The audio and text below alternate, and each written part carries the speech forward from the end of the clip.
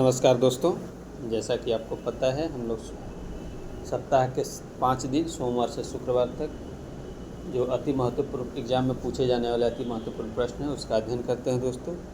और इस अध्ययन के दौरान जिन प्रश्नों का अध्ययन करते हैं उसी प्रश्नों में से शनिवार को दोस्तों एक मेगा टेस्ट का आयोजन किया जाता है और इस मेगा टेस्ट के प्रथम विजेता को दोस्तों पुरस्कृत भी किया जाता है।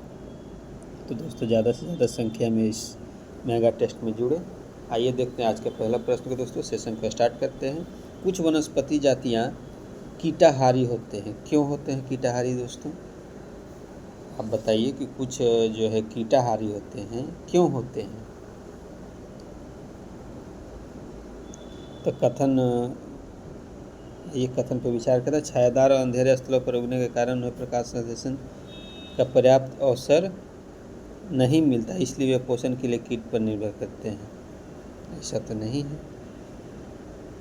नाइट्रोजनी न्यून मृदा में उगने के लिए अनुकूलित हैं, इसलिए पर्याप्त नाइट्रोजन पोषण पदार्थ प्राप्त करने के लिए कीट पर निर्भर रहते हैं। बिल्कुल सही है दोस्तों। इस प्रश्न का सही उत्तर होगा ऑप्शन नंबर बी। लार की प्रकृति क्या होती है दोस्तों? तो लार की प्रकृति क्या होती है? क्षारीय होती है। पैरामिक्सो विषाणु द्वारा होने वाले मम्प्स या गलसुआ रोग किस लार ग्रंथि को प्रभावित करता है दोस्तों?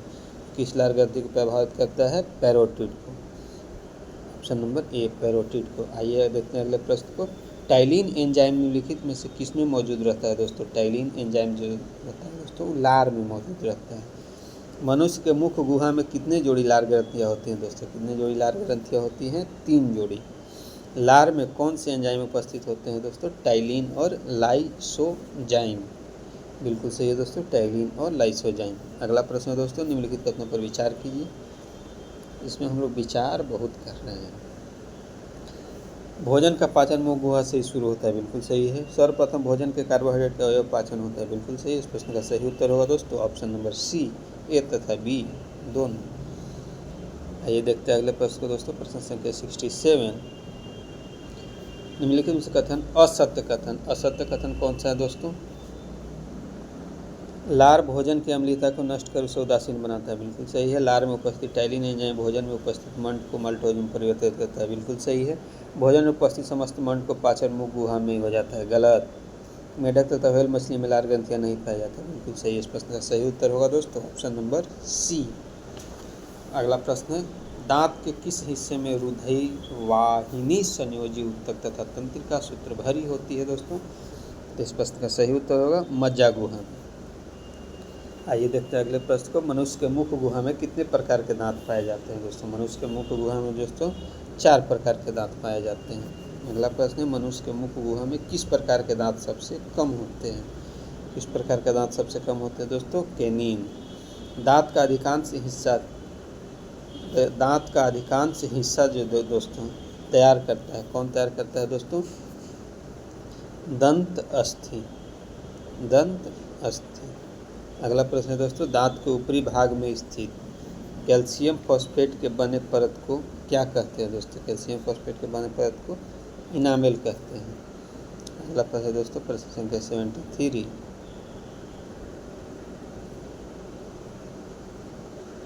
निम्नलिखित कथनों पर विचार कीजिए। कथनों पर विचार कीजिए दोस्तों।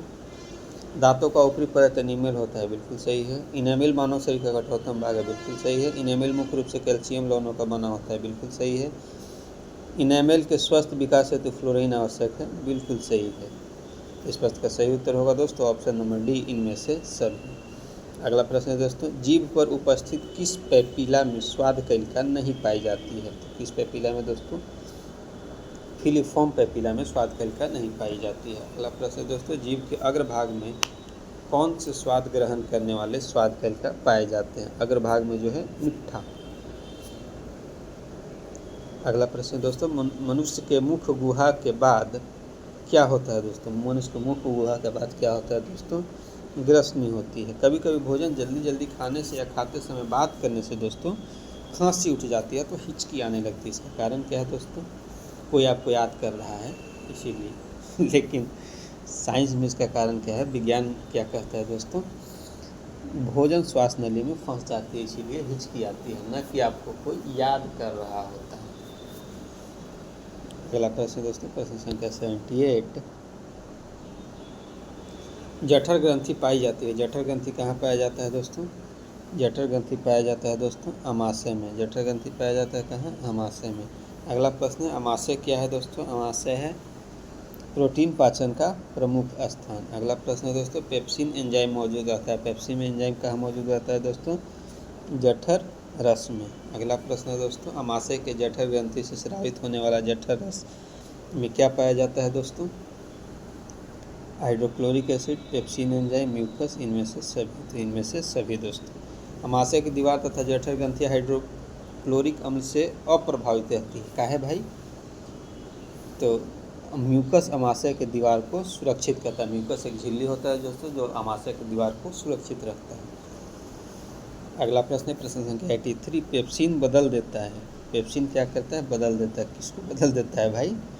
प्रोटीन को पॉलीपेप्टाइड में बदल देता है।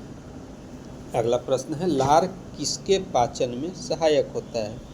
लार किसके पाचन में सहायक होता है दोस्तों? तो लार किसके पाचन में सहायक होता है? स्टार्च की। अगला प्रश्न दोस्तों, पेप्सिन एक प्रकार का क्या है दोस्तों? पेप्सिन है एंजाइम है। अगला प्रश्न दोस्तों, प्रश्न संख्या 86। प्रोटीन का पाचन कहाँ से प्रारंभ होता है? प्रोटीन का पाचन कहाँ से प्रारंभ होता है दोस्तों? उदर से। खट्टे स्वाद के लिए कलिकाएँ जिह्वा के किस भाग में होती है दोस्तों? पार्श्व भाग में। डाइस्टेज एंजाइम का स्रोत क्या है दोस्तों? लार ग्रंथि। पेप्टिक अल्सर से आहार नाल का कौन सा भाग क्षतिग्रस्त होता है दोस्तों? अमाशय। निम्न में से किस छिद्र के द्वारा ग्रसनी ग्रास नली से जुड़ा होता है? तो निगल द्वारा। शिशुओं में दुग्ध के प्रोटीन को थक्का बनाने के लिए कौन सा विशेष एंजाइम पाया जाता है? तो कौन सा विशेष एंजाइम पाया जाता है दोस्तों? रेनिन। निम्नलिखित में से कौन सा एक कथन सत्य नहीं है? मनुष्य के अमाशय में प्रतिदिन 3 से 4 लीटर जठर रस स्रावित होते हैं। रस स्रावित है, बिल्कुल सही है। अमाशय प्रोटीन का पाचक प्रमुख स्थान है, बिल्कुल सही है। अमाशय में प्रोटीन के अतिरिक्त भोजन के वसा का भी पाचन होता है, बिल्कुल सही है। अमाशय पाचन के बाद भोजन का स्वरूप गाढ़े लेई के तरह हो जाता है, जिसे चाइल्ड कहते हैं। ये गलत है दोस्तों। अगला प्रश्न दोस्तों, प्रश्न संख्या 93। अमाशय खुलता है। अमाशय कहाँ जाकर खुलता है दोस्तों? ग्रहणी में। अगला प्रश्न है, अमाशय में कौन सा एंजाइम पाया जाता है दोस्तों? अमाशय में पाया जाता है पेप्सिन। जठर रस में मौजूद हाइड्रोक्लोरिक अम्ल क्या करता है दोस्तों? तो भोजन को अम्लीय बनाता है, भोजन के साथ प्रवेश करने वाले जीवाणुओं को मार देता है, एंजाइम को भोजन पर क्रिया करने के लिए उत्तेजित करता है। इनमें से सभी। निम्नलिखित में से कौन सा एक कथन जठर के बारे में सही नहीं है? तो इस प्रश्न का सही उत्तर होगा सी, सही नहीं है। जठर अमाशय रस में लाइपेज और एमाइलेज बिल्कुल गलत है। जठर एक अस्थायी आशय के रूप में कार्य करता है, बिल्कुल सही। जठर खाद्य पदार्थों को अमाशय रस के साथ मिश्रित करता है, बिल्कुल सही है। जठर के खाली होने की दर खाद्य के प्रकार पर निर्भर करता है, बिल्कुल सही। मनुष्य के पूरे जीवन काल में कितने दांत 2 बार विकसित होते हैं? 2 बार विकसित होते हैं दोस्तों 20 दांत। अगला प्रश्न है, प्रश्न संख्या 98। शरीर के लिए एंजाइम आवश्यक होता है। किस लिए जो है एंजाइम आवश्यक होता है? ये जीव रासायनिक क्रियाओं के उत्प्रेरक हैं। अगला प्रश्न दोस्तों, प्रश्न संख्या 99। पेट में भोजन को पचाने के लिए निम्नलिखित में से किसकी खास आवश्यकता होती है? पेट में भोजन को पचाने के लिए दोस्तों एंजाइम की आवश्यकता होती है। दुग्ध प्रोटीन को पचाने वाला एंजाइम कौन सा है? दुग्ध प्रोटीन को पचाने वाला एंजाइम रेनिन है। मनुष्य की पाचन नली लगभग कितने फीट की लंबी होती है दोस्तों? मनुष्य की पाचन नली लगभग 32 फीट लंबी होती है। मनुष्य के आहार नाल की लंबाई कितनी होती है दोस्तों? मनुष्य के आहार नाल की लंबाई 8 से 10 मीटर होती है। निम्नलिखित में से कौन अमाशय ग्रंथि या जठर ग्रंथि का भाग नहीं है? अगला प्रश्न 103। मूल पित्तवाहिनी। अगला प्रश्न दोस्तों, प्रश्न संख्या 104। निम्नलिखित में कौन सा एक जठर रस में मौजूद नहीं रहता है? जठर रस में मौजूद नहीं रहता है दोस्तों पित्त। निम्नलिखित में से कौन सी रचना मुंह गुहा से भोजन को श्वास नली में ले जाने से रोकता है? इस प्रश्न का सही उत्तर होगा दोस्तों एपिग्लोटिस। अगला प्रश्न दोस्तों, प्रश्न संख्या 6। मानव के आमाशय में अम्ल एक्स उत्पन्न होता है जो भोजन के पाचन में सहायता करता है। एक्स कौन सा अम्ल हो सकता है? एक्स जो है हाइड्रोक्लोरिक अम्ल हो सकता है, वैसे में घुमाया है। अगला प्रश्न है दोस्तों, प्रश्न संख्या 107, आमाशय के भीतरी दीवारों पर किस प्रकार की कोशिकाओं का स्तर होता है? आमाशय की भीतरी दीवारों पर दोस्तों स्तंभाकार एपिथेलियम कोशिका होती है। दांतों को अच्छी प्रकार से सफाई नहीं करने पर दांतों पर बनने वाले एक अस्थायी परत को क्या कहते हैं दोस्तों? दंत प्लवक। अगला प्रश्न है दोस्तों, आमाशय की दीवार पर होने वाला घाव या अल्सर किसके अत्यधिक स्राव से होता है दोस्तों? तो जो है अम्लीय स्राव से होता है। तो दोस्तों आज का सेशन समाप्त होता है। दोस्तों अगर हमारी ये मेहनत आपको किसी काम की आई होगी तो लाइक, सब्सक्राइब और शेयर कीजिएगा। जय हिंद दोस्तों।